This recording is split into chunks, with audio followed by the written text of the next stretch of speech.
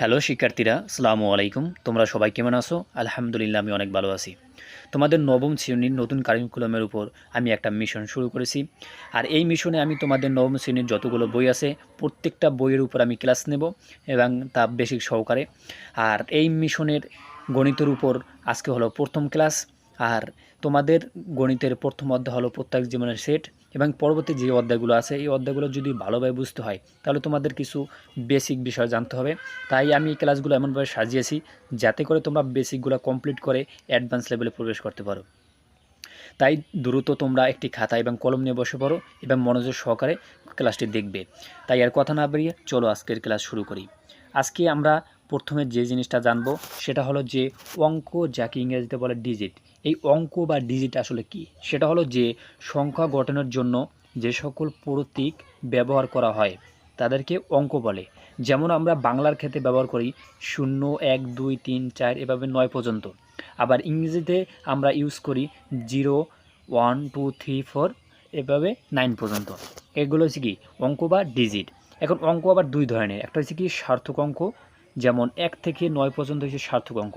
একটা হচ্ছে কি সহায়ক অঙ্ক, যেমন 0 হচ্ছে কি সহায়ক অঙ্ক। এখন আমরা যেটা জানবো সেটা হলো সংখ্যা, যাকে ইংরেজিতে বলে নাম্বার। 1 বা 1-এর অধিক অঙ্ক নিয়ে গঠিত হয় সংখ্যা। 1 বা 1-এর অধিক অঙ্ক নিয়ে গঠিত হয় সংখ্যা। এটা কি এক অঙ্ক বিশিষ্ট সংখ্যা হতে পারে, যেমন 1 থেকে 9 পর্যন্ত। এগুলো কি এক অঙ্ক বিশিষ্ট, কি জন্য? যে এই জায়গায় একটা করে অঙ্ক রয়েছে। আবার 2 অঙ্ক বিশিষ্ট সংখ্যা, যেমন 12, 13, 14, 15 ইত্যাদি। এগুলো হচ্ছে কি 2 অঙ্ক বিশিষ্ট, যেখানে 2টা অঙ্ক আছে। আবার 3 অঙ্ক বিশিষ্ট সংখ্যা, যেমন 121, 131, 141 ইত্যাদি। এখানে 3টি অঙ্ক আছে, যেমন 1, 2, 3, 1। এখানে কি 3টে অঙ্ক আছে, তার মানে এটা 3 অঙ্ক বিশিষ্ট। আবার 4 অঙ্ক বিশিষ্ট, এবার পর্যায়ক্রমে। এখন সংখ্যা আবার দুই ধরনের, একটা হচ্ছে বাস্তব সংখ্যা, যাকে ইংরেজিতে বলে রিয়েল নাম্বার। আরেকটা হচ্ছে অবাস্তব সংখ্যা, যাকে ইংরেজিতে বলে আনরিয়েল নাম্বার। এখন আমরা দেখি বাস্তব সংখ্যা বা অবাস্তব সংখ্যা আসলে কি। বাস্তব সংখ্যা বা রিয়েল নাম্বার এটা হলো যে সকল সংখ্যার বাস্তবে অস্তিত্ব আছে তাদেরকে বাস্তব সংখ্যা বলে।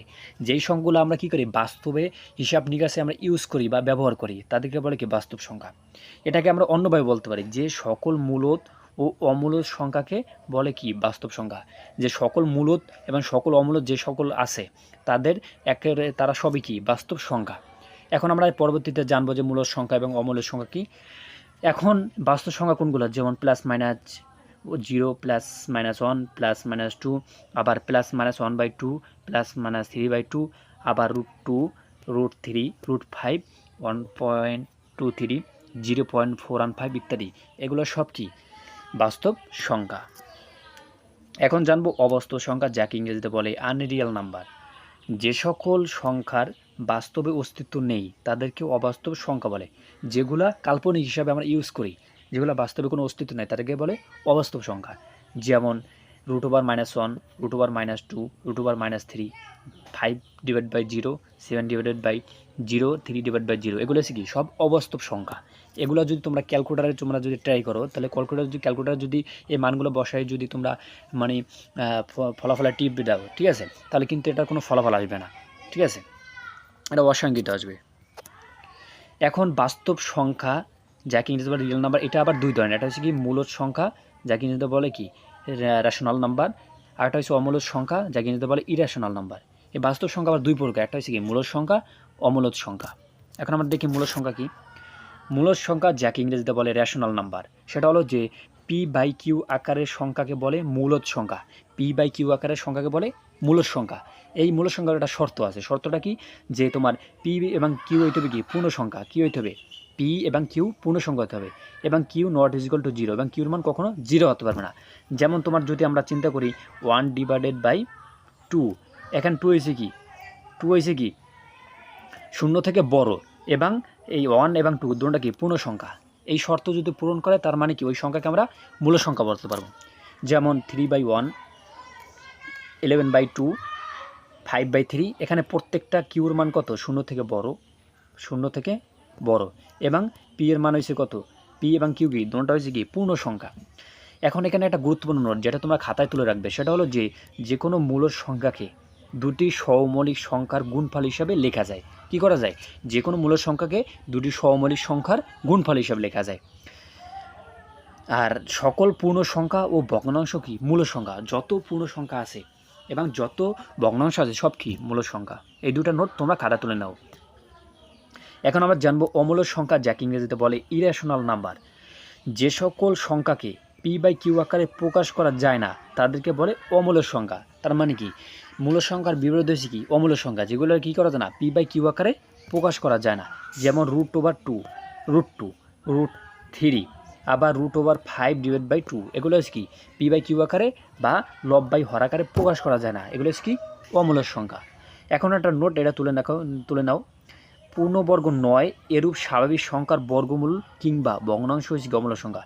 পূর্ণবর্গ নয় তার মানে কি? যেমন আমরা যদি চিন্তা করি 49, অ্যান্ড 49 এটা যদি আমরা বর্গ করি তাহলে এটার মান পাই কত? 7। তার মানে কি? আমরা পূর্ণ একটা সংখ্যা পাইছি। তার মানে কি? এটা পূর্ণবর্গ। তাহলে পূর্ণবর্গ নয় এরূপ স্বাভাবিক সংখ্যার বর্গমূল কিংবা ভগ্নাংশ হবে কি? অমূল সংখ্যা। দ্বিতীয় নোটটা হলো যে কোনো অমূল সংখ্যাকে দুইটি পূর্ণ সংখ্যার অনুপাত হিসাবে লেখা যায়। কি করা যায়? যে কোনো অমূল সংখ্যাকে দুইটি পূর্ণ সংখ্যার অনুপাত হিসাবে লেখা যায়। আশা করি তোমরা বুঝতে পারছো। এখন আমরা যেটা জানবো সেটা হলো মূল সংখ্যা, যাকে ইংরেজিতে বলে রেশনাল নাম্বার। এইটা আবার দুই প্রকার, একটা পূর্ণ সংখ্যা বা ইন্টিজার, আর একটা ভগ্নাংশ সংখ্যা বা ফ্র্যাকশনাল নাম্বার। তাহলে চলো দেখি। পূর্ণ সংখ্যা, যাকে ইংরেজিতে বলে ইন্টিজার, এটা হলো যে শূন্য সহ সকল ধনাত্মক ও ঋণাত্মক অখণ্ড সংখ্যাকে বলে পূর্ণ সংখ্যা। এখানে কোনো গুরুত্বপূর্ণ একটা বিষয় যে শূন্য সহ একটা বিষয়, আবার ধনাত্মক সংখ্যা একটা বিষয়, ঋণাত্মক সংখ্যা একটা বিষয়। তার মানে কি? শূন্য থাকবে, ধনাত্মক সংখ্যা থাকবে, এবার ঋণাত্মক সংখ্যা থাকবে, সেটাকে বলে কি? পূর্ণ সংখ্যা। ঠিক আছে? তাহলে আমরা বলতে পারি কি? 0, +-1, +-2, এভাবে অসীম পর্যন্ত, এগুলো কি? সব পূর্ণ সংখ্যা। যেমন সংখ্যা রেখা যদি আমরা দেখি, যে সংখ্যা রেখার মাঝে থাকে কি? 0, ডান দিকে থাকে কি? ধনাত্মক সংখ্যা, বাম দিকে থাকে ঋণাত্মক সংখ্যা। ঠিক আছে? এগুলো কি? সব পূর্ণ সংখ্যা। এখন আমরা যেটা জানবো সেটা হলো ভগ্নাংশ, যাকে ইংরেজিতে বলে ফ্র্যাকশনাল নাম্বার। এই ভগ্নাংশ বা ফ্র্যাকশনাল নাম্বার আসলে কি?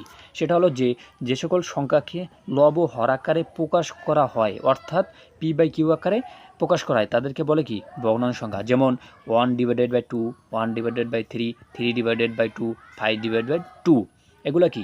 লব/হর আকারে প্রকাশ করা হয়। এখন তোমরা যারা জানো না যে লব থাকে কি উপরে, একটা ভগ্নাংশের লব থাকে উপরে, হর থাকে কি নিচে। ঠিক আছে? তাহলে এখন এটা আবার শর্ত আছে যে কিউর মান কী হতে পারবে না? কখনো 0 হতে পারবে না, আবার কিউর মান কখনো 1 হতে পারবে না। আর কিউ দ্বারা পি নিঃশ্বাসে বিভাজ্য নয়। কী জন্য বিভাজ্য নয়? তুমি প্রথম শর্তটা খেয়াল করো। যদি 1 আর নিচের উপরেটা হচ্ছে কি? পি এর মান, আর নিচেটা হচ্ছে কিউর মান, আর কিউ যদি 0 হয় তার মানে কি? এটা ভগ্নাংশ হবে না। আবার একটা হচ্ছে কি?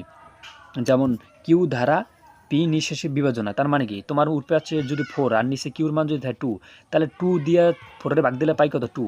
তার মানে কি? এটা 2 দিয়ে 4 ভাগ যায়, মানে নিঃশেষে বিভাজ্য হয়। কিন্তু তোমার শর্তে কি? যে কিউ দ্বারা পি নিঃশেষে বিভাজ্য নয়। এখন ভগ্নাংশ আবার 3 প্রকার। একটা হচ্ছে প্রকৃত ভগ্নাংশ।